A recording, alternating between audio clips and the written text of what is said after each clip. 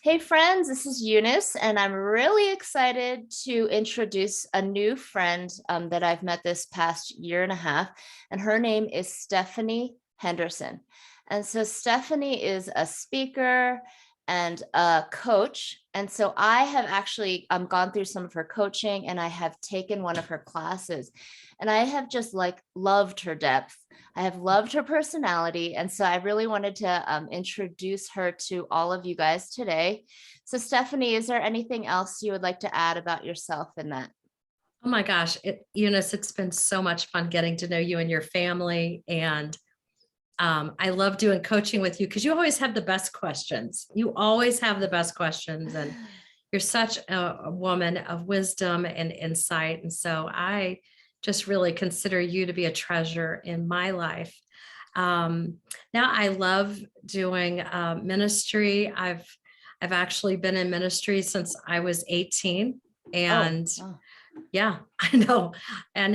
I was a youth pastor's assistant and hired on staff as a church while I was in college. And I went on and became licensed as a pastor, did my education and all those fun things. And it's been a lifelong journey of being in ministry and growing, and that I've had the real great opportunities to have some incredible leaders and mentors and pastors in my life that I've learned a lot from.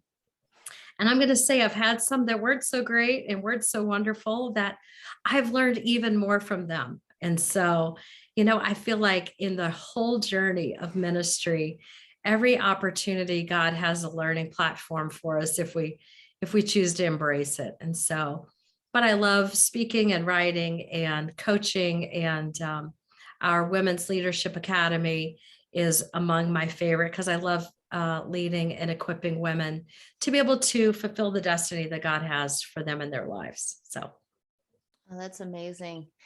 And I love your perspective. So, like I said earlier, I took a leadership boot camp that you hosted online, and you just shared some stories from your life in that. And I remember after one class, I was honestly kind of like stunned afterwards, just hearing your testimony.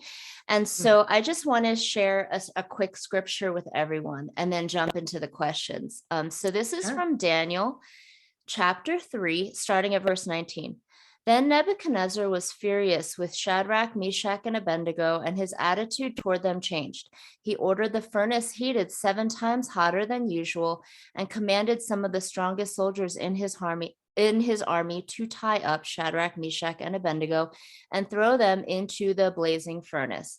Now, this is a very familiar story, Mhm. but the crazy thing about it is at the end of the story, um, an angel came and saved them. And starting in verse 27, they saw that the fire had not harmed their bodies, nor was a hair on their heads singed. Their robes were not scorched, and there was no smell of fire on them. Mhm. So when I was saying, after I heard your testimony after one of the classes, I remember being stunned, and the Lord said to me, Eunice, there are times when people they go through the fiery furnace, Mhm. and some people, they don't make it. But other people, they come out shining like gold. And after your class, that's what the Lord spoke to me about you, is like, Eunice, lead in and Wow. listen to this woman's testimony. Because in the class, Stephanie shared how she had lost her first husband. Um, I think you were around 40 or something. I had And just turned 40. you had just Mhm. turned 40, and then also you had shared how you had helped one of your children overcome cancer.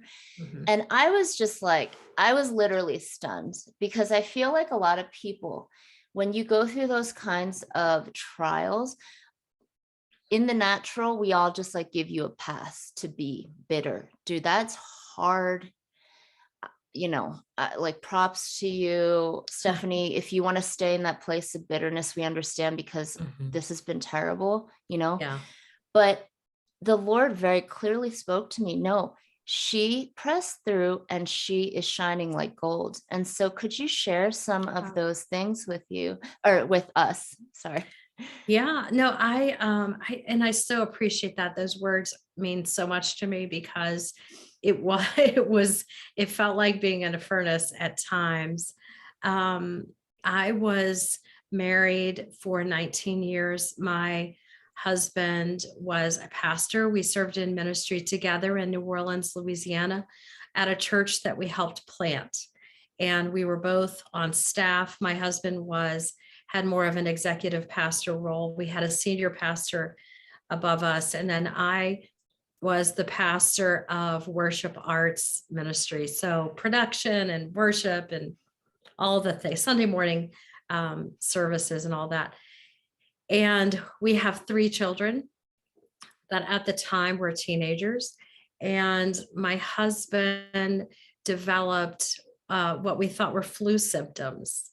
And we went to have that checked out because he just kept saying, Steph, I really feel like something is wrong with me. Something's wrong. Something's not right. And he's not an overreactive person with that kind of stuff. So anyway, we went to the emergency room to get him checked out. And we learned that he had a very, very aggressive form of leukemia that was very dangerous leukemia to have. They admitted him into the hospital immediately to begin more tests and scans and put in a port. And he was scheduled to begin chemotherapy. And our worlds were rocked. I mean, we did not see this coming. There were no signs that had been ignored. I mean, it was just like out of the blue. And I remember the moment in the hospital getting that diagnosis being, it was the strangest thing that I have ever experienced in my life because I had this deep feeling of peace and strength that I know was not me. I knew it was not natural. I knew it was supernatural. I knew it was just the anointing of the Lord for the season that we were walking through because it was inexplainable. And so, having to tell our children that news was very devastating. And our church was just impacted. I mean, our family was very well known throughout New Orleans, and so there were literally thousands of people that were just impacted with that Wow. news. And so the day that my late husband John was scheduled to begin chemotherapy, he actually had a massive brain bleed and passed away 3 days after his diagnosis. And so we were just like, okay, I didn't even, at the time, I didn't even understand his diagnosis, like what it meant. I hadn't had time to research it. I'm a researcher. Mhm. And so I didn't even know the name of it. I couldn't have told you at the time. But I remember in that moment when we knew that he was in critical condition, and there were probably 150 people from our church at the hospital, Wow. walking the hospital, praying for us, and people giving me words, that were beautiful, saying, we're praying for him to have a miracle. We're praying for him to be like Hezekiah, and the Lord will give him more time. And Eunice, the interesting thing about that is that I never once had peace from the Lord that he was going to be healed this side of heaven. It wasn't that I didn't have faith for it. It was that I had a knowing in my heart that God was going to heal him in heaven. I knew. I don't even know how I knew.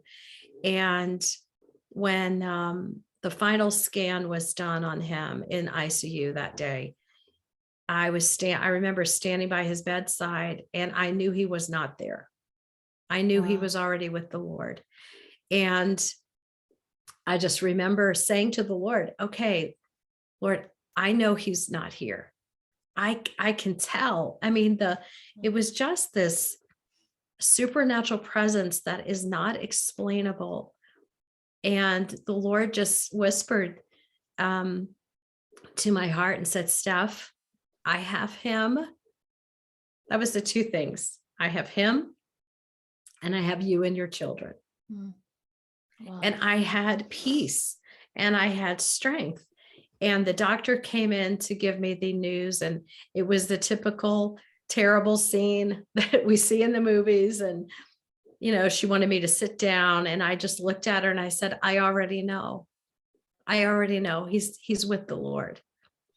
And her jaw dropped and she was like, how did you? I said, the Lord has already told me. I said, listen, I need to go home and be with my children.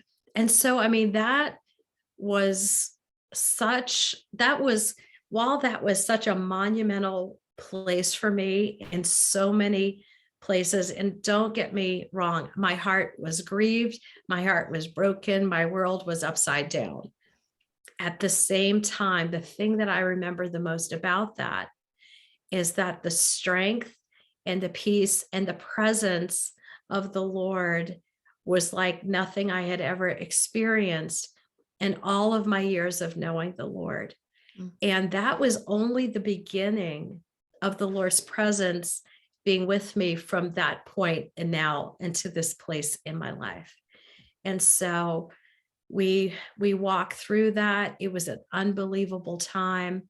But I will say to you that with every challenge that raised itself up, it was like the Lord was just with me, next to me, saying, now do this, now do this. It's like I think about David in First and Second Samuel, when he would put on the linen ephod and he would inquire of the Lord and say, Lord, should we go north? Should we go south? And the Lord would say, yes, no, don't do that.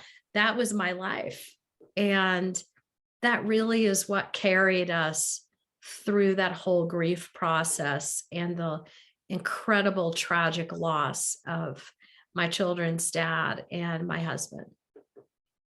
Wow, that's Mhm. incredible. Thank you for sharing that. Whew.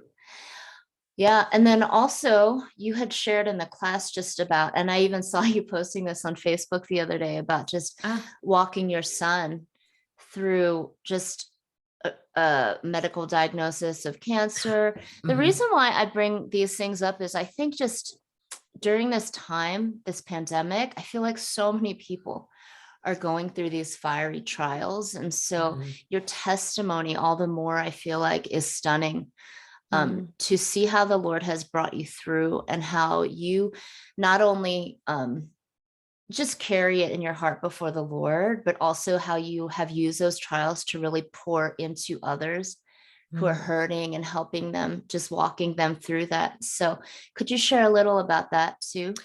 Yeah, we went through, I say all the time that my story is more of a mini series than a testimony because it's got so many different pieces and parts to it.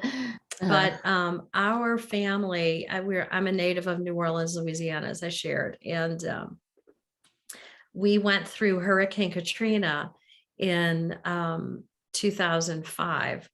And our family, I was at that time engaged to be married to George, my husband, now of 16 years.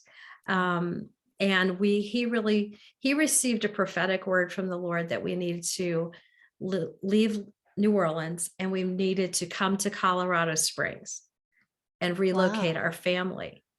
And so we followed the Lord in that. We did not know anyone here in the Springs. We had no family Wow. here. It was just like, I felt like all I needed was a little prairie wagon. I felt like one of these Western women that was just on this mission, and it was just like, Lord, what are you doing? But when you've gone through really hard things, you look back and you say, well, it's not as hard as that. If I did that, then we can do this, I so see. it's that kind of mindset and understanding, I think. So we moved here. George and I got married once we, on our wedding date that we planned here in Colorado rather than in Louisiana. And He and my son James are very close and have been for a long time. And we're working out together. James started having back pain that we thought was a muscle strain. And then it continued. And then they thought maybe it was a kidney stone. So he went to the emergency room to have that checked and have a scan. They wanted to do a quick little scan just to make sure. They were pretty sure it was a kidney stone. And so while we're at the hospital waiting for the scan results, they did blood work and they came back. I will never forget, Eunice, it was the week of Christmas and Wow. he had just celebrated his 20th birthday. And he was diagnosed with stage 4 Hodgkin's lymphoma. And here I was again in a hospital emergency room getting a cancer diagnosis again, Oh my but this gosh. time it was my child, which was just, I mean, it rocked us, it just rocked us. And so the type of cancer that James had, statistics say that 95% of those patients will go through one round of chemotherapy, and statistics are that they never have cancer again in their life. Oh. And so we're like, okay, we can do this, one and done, we can be done, and this can be over. But James was not in the 5%. James was not in the 95%. He was in the 5%. And we went through one round of chemotherapy with him, which was horrible and it was grueling. And I had, because my late husband John had died so quickly, I had no idea what it was like to actually go through chemotherapy and cancer treatment. Wow. And I had no idea how consuming it is and how fear-based it can be as a believer to be able to, you just never know, there's so much that's out of your control and you don't know. And he got his scan results after that first finished 6 months of chemotherapy. Scan results were clear. We celebrated it. We thought it was over. And 6 weeks later, his cancer came back with a vengeance. Wow. And so then he had to go through cancer treatment again. Then he had to go through a bone marrow transplant because the chemotherapy didn't work, which meant he was hospitalized for 6 weeks. Very intensive. It's almost like they put a nuclear bomb of chemotherapy in your body to eradicate the cancer. He went through that. We were like, okay, this is it. Okay, we did it. 6 weeks after his bone marrow transplant, his cancer came back again, even more aggressively, Oh which no. meant they had to try now. And every time you come out of remission, your body is more resistant to treatment. And so he had to go through chemotherapy another time, prayerfully get the cancer into remission to get him to transplant again. And so we sat with the oncologist in Denver before that second transplant. And my son asked the doctor, he said, so what are my chances of surviving this? And I didn't really appreciate that question because I didn't want to know the answer to that question because I'm like, these are questions we don't ask. But, I love that he asked that in the moment. And the doctor said, well, you have a 40% chance of survival coming out of this. And I remember I just felt like someone hit me with a ton of bricks. And I just thought, oh my gosh. And, so it was interesting in that moment. My son had just come out of, it was such a crazy season, Eunice. He had just been in a really severe car accident like 2 weeks earlier. He was traveling in between treatment. He would go on tour with Carrie Job, and he traveled with her and did a tour with her in the midst of doing cancer treatment. Oh. And so he was going to the airport to travel with Carrie to leave on tour. And he was in a horrendous car accident involving 2 18-wheelers, 6 other cars. And we get to the scene of the accident, And here's his car is demolished. And here he is standing in the midst of all of this wreckage and rubble on I-25 in close to Denver. And he is perfectly fine. Wow. Yeah. And in that moment, when I got on the scene of that, the Lord said, Steph, I need you to pay attention. Do you see all of this surrounding him? But do you see that I have protected him? Mm. That is what he's walking into with the second transplant. So when the doctor gave James this news, James pulls up his phone and he shows the doctor the picture of his car in the accident. And he Wow. said, so Dr. Mattis, what do you think the chances are that someone in an accident like this would be standing and sitting in front of you today unharmed? What are the statistics of that? And Dr. Mattis looks at the picture. He's like, dude, is that your car? What are you doing? He said, I want you to know that my God does not do 40%. He only does 100%. Wow. Praise And you're God. going to see that God is going to heal me. And I tell you what, James went through that transplant and he is 100%. He was 100% cured. Oh, praise God. And has got married, has got a beautiful family. And it's like miracle after miracle after miracle after miracle has happened in our family's life amidst all of that, you know? That So is crazy. I didn't even it's know like most of that. I But know. that's amazing. Thank you so much for sharing that. And I just love your son's faith in that moment to just proclaim like what the Lord has spoken over his life instead of like what the doctor's speaking. Yes. That is so incredible. How would you encourage someone listening today going through a fiery trial? Now, it might not be as extreme as the ones that you have walked in, but I know that you have been through many other things. These are just two stories.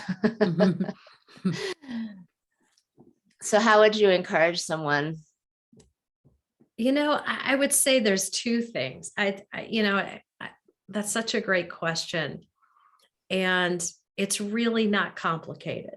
The answer is not complicated. And it surprised me myself when the Lord was teaching me this, was that number one, no matter how you feel about the circumstance that you're walking through, because we all have feelings, we all, live our lives. As a believer, you live your life before the Lord, you say, Lord, everything in my life belongs to you. I surrender it to you. I surrender my children to you. And we're usually fine with it until he actually tests that. And then it's like, oh, okay, well, here, I'm going to use your child now for a testimony that you may not want him to experience, but my kingdom, it needs it. It's necessary to the kingdom. And so I think that one of the keys is that no matter what you're walking through, do not stop your conversation with the Lord. Do not abandon your prayer time. Do not abandon being honest and real and raw before the Lord, because number one, when you do that, you rob yourself of the opportunity to experience the peace and the strength that he has for you for that part of your season. And so, you only hear one side of the story when you do that. You only hear your narrative going forth. And so you only have it playing in your head. Plus, the enemy has a captive audience in your heart and your mind when you stop talking to the Lord about everything, because then he will interject accusations that do not align with the character of God, saying God was never going to come through for you, or he will bring the worst of the worst and bind you up with fear. And he has, like I said, he has a captive audience. And so I would say, no matter what, keep talking to the Lord, journal things with the Lord, even if you don't like it, even if you're mad, sad, angry, disappointed, disillusioned, it's okay. keep bringing it to the Lord so that the narrative of your story is not the only perspective that you have, because God has a perspective, his eternal perspective, that he wants to pour into your story to bring truth to it. We do not have truth. He is all truth. And so we have got to have that. So I would say, keep pressing in and listen. If you can't, and I realize, there were times in our story, in my own personal walk with the Lord, especially during James's treatment, I didn't have words. I was tired. I was physically, emotionally, and spiritually tired. And I did not have the words. I was like, God, I cannot keep praying about this. I have asked you this 1,000 times. When is it going to be over? This is when you need to surround yourself with people who will pray for you, that you can just send an SOS text or call to and say, in my weakness, he is strong, but I need you to pray for my weakness because it's heavy on me today, or depression, or that feeling of depression or despair is right here, And so that would be number one. But number two, and this is going to sound so simple, but this is so powerful. It's important to maintain a heart of gratitude while you're going through something so difficult. It can be so easy to focus on what you don't have and what's not working. And, the big list of I am not, I am never, I will not ever thing, all that negativity can surround you, understandably, when you're walking through something difficult. But if you can step back from it just a little bit, and in the midst of that, keep a gratitude journal. And remember where God was faithful in the past. Remember where he came through in the past.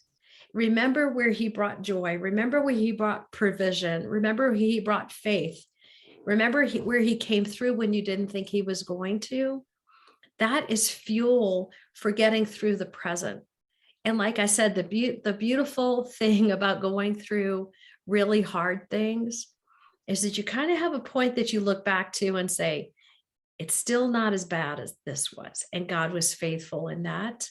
If God is faithful in the worst day of my life, he's going to be faithful today. He's going to be faithful tomorrow. He is not going to forget me or drop me or abandon me. And so those are two really quick things but I think are really key foundational pieces to coming through this without remaining bitter and remaining angry. Be angry, allow yourself that, be human. I think as believers, we don't do that very well. I think we think that we even have to impress God with our spirituality, and he's waiting for us to be human and real. Yeah, for sure. And so, have those things, but don't stop there. Let him speak into those places. Yeah, that's awesome. That's awesome. So many things to chew on. So I guess I just want to ask you lastly, do you have any just words of encouragement? I do love how you listen to the Lord. And I feel like so many of the teachings you have are they just pierce through the heart. And so if you have any last words of encouragement for those listening today, what would they be? Oh, I love that. I would say this, one of my favorite scriptures that just keeps faith in front of me, that I would love to encourage everyone with today, is that he who began a good work in you is faithful to bring it to completion. That's one of them. My second one is that the Lord himself will watch over the word that he has spoken in your life to bring it to completion. Within those two verses, what it tells us is that, number one, when we're going through something and we're wondering where God is, or we're wondering why he's allowing us to go through this, or we've got some dream inside of us, or a big, huge disappointment that we're facing, we have to remember that we are not responsible for bringing all of that into completion. that God will be faithful to Mm. be able to take every single experience that we've walked through, and he will use it all, as Romans 8:28 says, all together for good. There is Mm. nothing wasted. And if he has spoken it over you, he owns it. He owns it. We don't have to make it happen. We don't have to be the one to try to manipulate things into bringing it into fruition. It's his word, and he is a man of integrity. And so he will watch over that word, but he will create scenarios in your life that at the time are trials, but they will be tools that you will be able to use that are necessary equipping for his purpose to be fulfilled in your life. And Mm. so if you're in a season of wandering, if you're in a season in the desert, if you're in a cave, if you're in a ditch, get up and keep going, because God is working among you. Mhm. He doesn't stop. He hasn't forgotten. He hasn't, gotten busy doing other things. He is so incredibly intentional to bring about his purpose and plan for your life, and he will do it. Mm. That's awesome. Thank you so much. I love Yes. all of your resources and stuff. And so I will put those in the show notes and so that people can find you. And so I just want to encourage everyone listening. I love Stephanie's coaching. I personally have benefited from it myself. If you Thank need a you. coach, like Chris and I are coaches, but I realize we're just like one flavor of coaches. Like if you don't feel like you can connect with us, but you need some help, please reach out to Stephanie if this interview has connected to your heart in some way, because I know that, if someone's going through something just different and you see her life experience could help you, like please reach out to her. And Mhm. also her teachings are amazing. She has been doing this tour. It's called Believe Again. Yes. And something about so I've held it together pretty well right now, but there are times like I did one of her leadership boot camp classes, and I remember telling my husband Chris some of your testimony, and I just started like sobbing, like ugly crying in the car, but I was driving. So he's just like, what is happening? Do you need to pull over? Are you gonna like crash? Are you okay? Oh gosh, poor Eunice. But also your Believe Again tour, when I saw you announce it, I literally just started tearing, because I think Wow. that in the midst of just the pandemic these past 2 years, but even aside from that, when people are going through trials, to believe again that the Mhm. Lord could do something different, that the Right. Lord is gonna, this is a season in your life, Mhm. and he is gonna heal you if you press in for that healing. And there will be another season where you are believing again for the dreams that he has Yes. put in your heart. And so if by some chance, go on her website. If by some chance that tour is coming to your area, please Mhm. go just hear Stephanie speak in person, because it is phenomenal. I Thank always you. come away just amazed by your teaching gift and just what the Lord wants to impart to the women that you pour into. Thank you. Yeah. Thank So, you. yeah. I'm having the best time with our Believe Again tour. And, if there are people that our church is looking for a fun conference to bring, hey, invite us. We would love to come to your city and your community. And I appreciate, Eunice, what you said about coaching. I do couples coaching. I do coach men. It's not only women, although it's primarily women at this point. But yeah, if there's something that resonates that you need coaching or help, if you're stuck, Yes. with something. And Yeah. so I'd love to help you in any way possible. But this has been a lot of fun. Thank you for letting me share a little Yeah. piece of Stephanie's mini series. And this has been an honor, Eunice. I just love and appreciate your and Chris's ministry so, so, so much. I know you're helping people all around the globe. And so I pray for you. I'm cheering for you. And I'm just honored to call you my friend. Oh, thank you so much, Stephanie. Love you so much. And thank you everyone for listening. I hope that you Yay. really will benefit from some of Stephanie's resources. So have an amazing week, Stephanie, and everyone else. Thank you. Bye-bye.